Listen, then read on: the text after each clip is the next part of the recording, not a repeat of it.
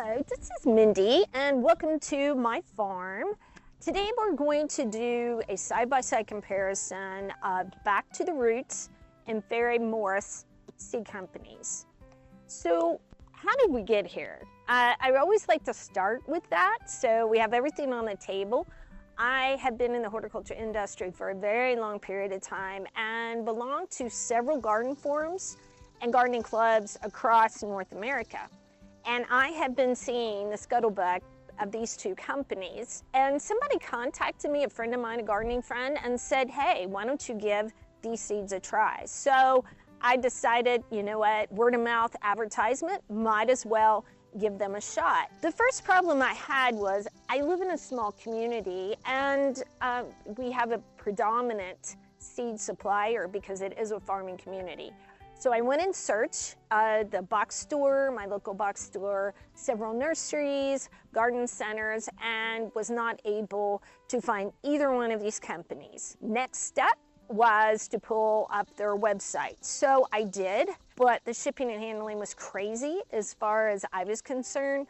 So I did what a lot of people do. I went to Amazon and surprisingly was able to find them on Amazon with absolutely no problem. The next problem I had was trying to find something that I felt secure enough in comparing apples to apples. And what I mean by that is like peppers and pepper seeds or basil and basil seeds, that type of thing.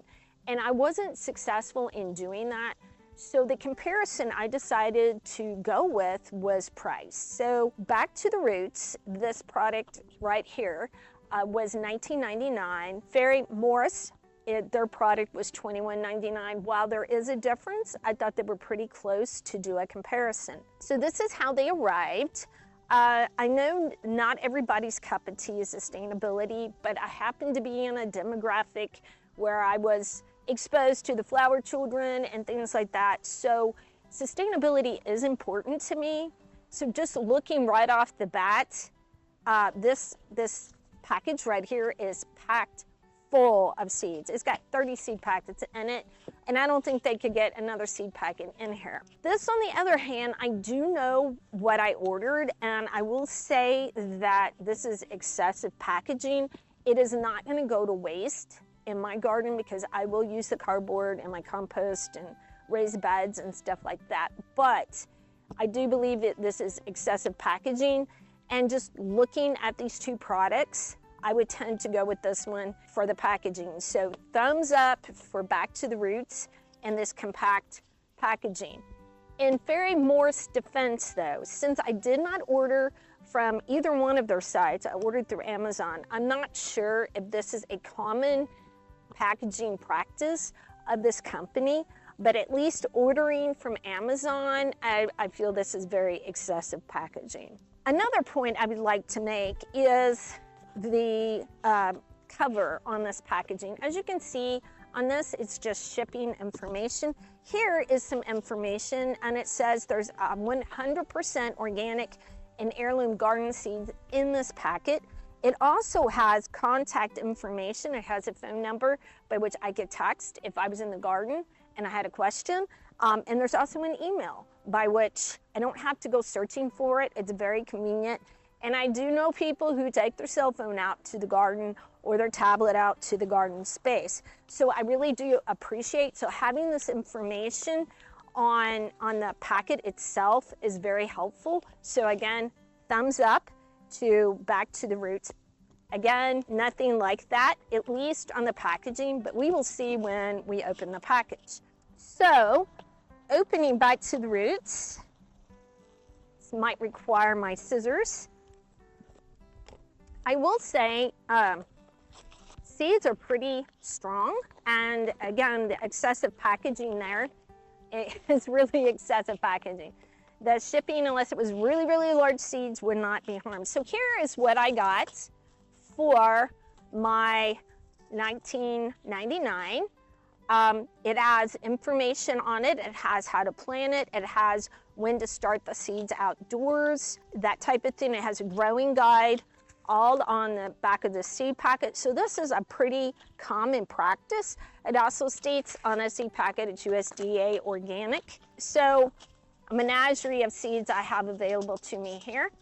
There are some herbs along with some vegetables. So again, a wide assortment for $19.99. So let's see what Ferry Morse with my $21.99 got me. You have to excuse this. My husband accidentally opened this. I did not look inside. I was like, no, put the tape on it. I don't want to see what is inside. So opening this, I have this, that. I don't know why, but I have that. And this is what I got for my $21.99.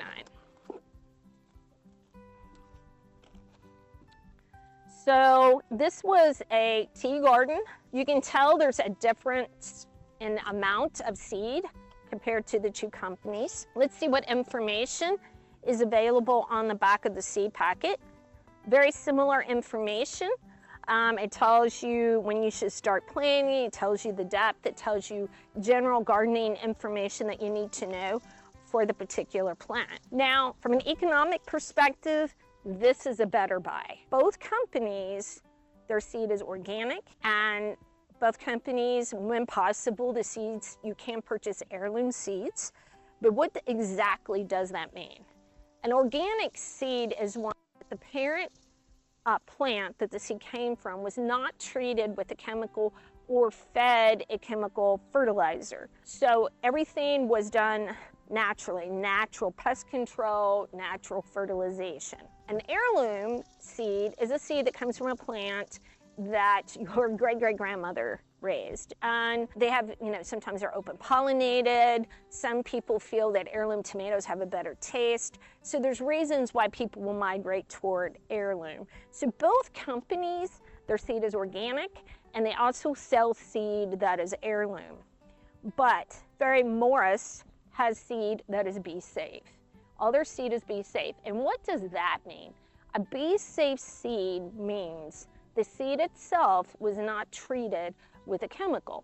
As an example, moisture is a seed's enemy, and they will treat, not Ferry Morse, but other seed companies will treat seed with fungicide, which protects the seed from developing any type of fungal issue.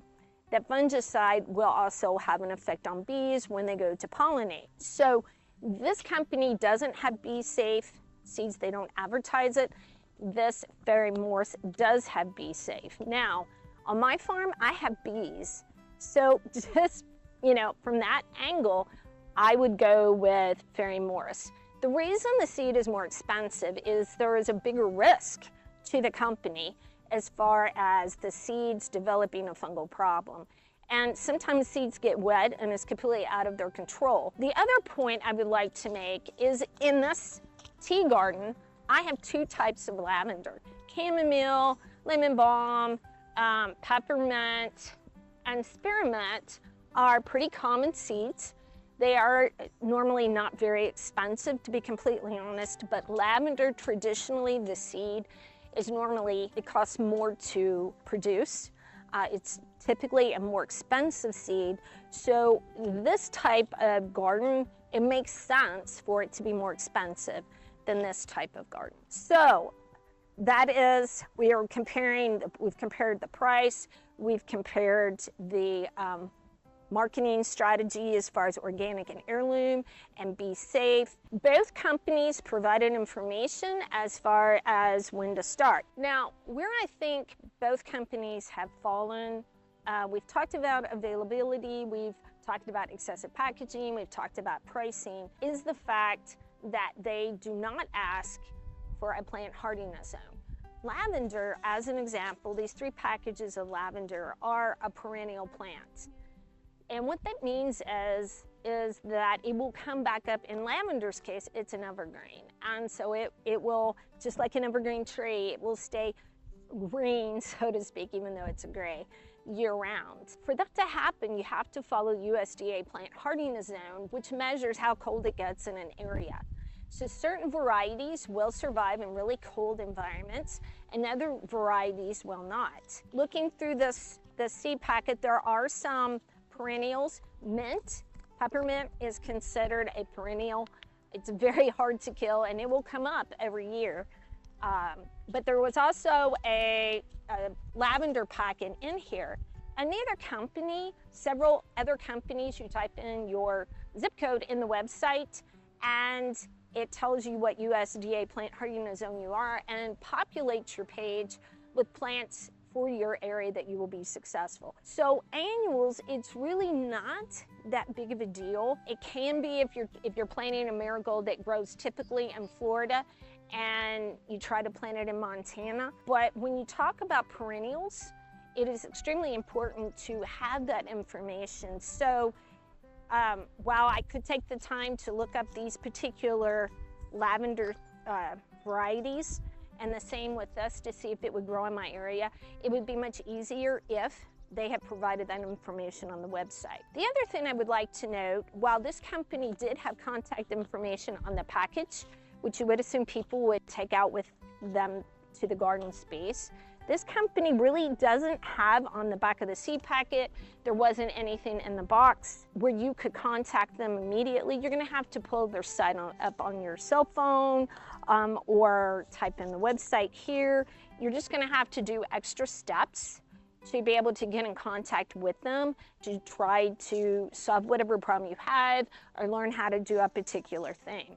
As you can see, I've emptied these containers and there's a clear difference as to the amount of seed. For $19.99, you get a lot more seed than you get with Ferry Morse.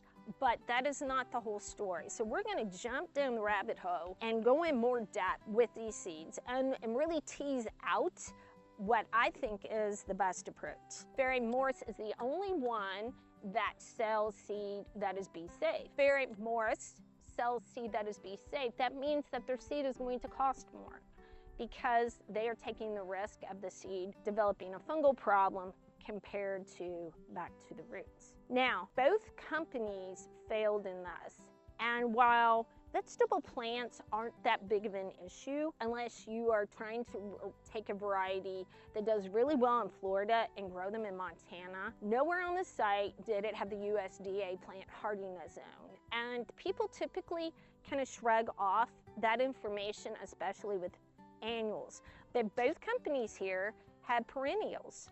And back to the roots, lavender is a perennial. And Ferry Morse, lavender is a perennial. It is actually considered an evergreen, so it keeps its leaves year-round. I'm not sure if true lavender or this type of lavender will do well in my area because I do have a winter. So I feel that providing that information on the website so people could make sure they were ordering seed that would grow in their area, that was a really bad mistake of both companies.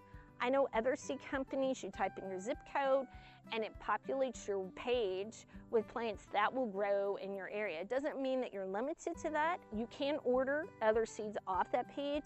You just have to, it will let you know that, it may not grow in your area. The winter itself may kill it. If I was on a budget and I had a large garden, I would go with this one. It does give me lavender, it does give me a few perennials, it really gives me an assortment for my vegetable garden. For $19.99, if I tried to buy these individually, it would cost me a considerable amount more than that. If I had a smaller garden or I wanted this theme of a tea garden, I would go with Ferry Morse. I like the fact that their seed is bee safe. That's very important to me because I have bees on my farm and I don't want to plant anything that's going to endanger them. I understand bee safe seed is going to cost more. So in a nutshell, I like both companies. Both companies have made some mistakes, but the factor, even though the packaging, the factor that would take me over the garden edge, so to speak, would be the fact that the seeds are bee safe. So that is my conclusion. I would go with the Ferry Morse because of the bee safe seeds. So thank you so much for joining me on my farm. I hope this video was helpful. And until I see you at the garden shed again, this has been Mindy.